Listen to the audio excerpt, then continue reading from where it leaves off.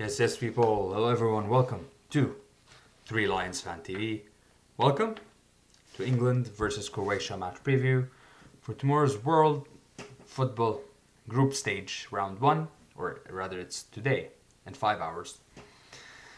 We're so far behind. We had the last game yesterday at 2 a.m., and I had like a bunch of 6-7 hours just preview England.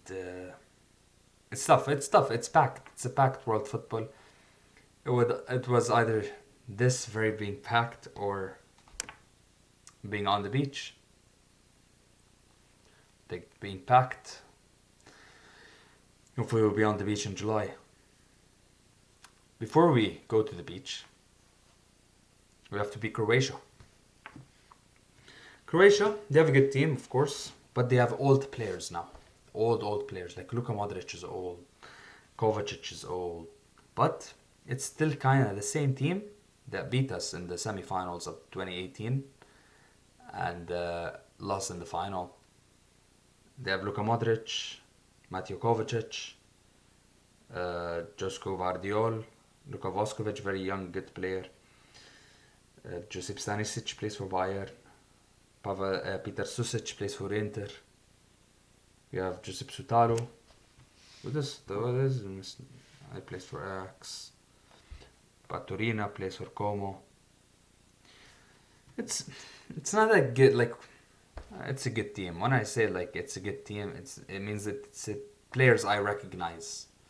Like, you don't say France is a good team. You say France is an outstanding team. Croatia have a good team. They still have the maestro, although he's old, really old now, Luka Modric. By far the best Croatian of all time. In any sports. He's the best Croatian of all time, Luka Modric. Facts. Also, top 5 best midfielders of all time. That's another fact. My predicted England lineup to face Croatia would be goalkeeper Jordan Pickford. Defense, Jordan Pickford, of course, number 1. Goalkeeper, no one gets near. Defense, John Stones alongside Ezri Konsa. Look, we tried Gahey against New Zealand and Costa Rica.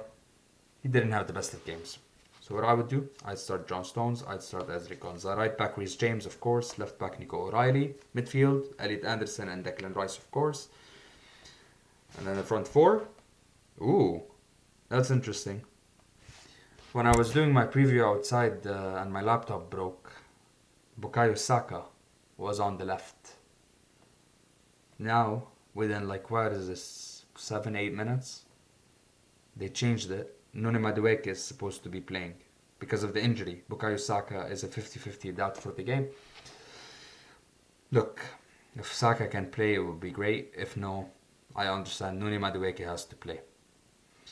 Noni Madueke is not a great player, but he does a job. But we need Saka. We need Saka. If not for this game, we need Saka for the next game. Anthony Gordon. On the left, it was between Anthony Gordon and Marcus Rashford. Look, Anthony Gordon was man of the match against Costa Rica. He had a very good game. I'd keep the momentum. I'd keep playing him and see if he can have another very good performance. Jude Bellingham as the 10. By the way, do not compete Jude Bellingham or Morgan Rogers. Jude Bellingham has to start. If he doesn't play well, the criticism has to be fair. This is what I mean. Like, people are like, oh, this player is being criticized. No, you have to look at the portfolio. Like, Jude Bellingham puts himself there. He's supposed to lead England to win the World Cup or something like this.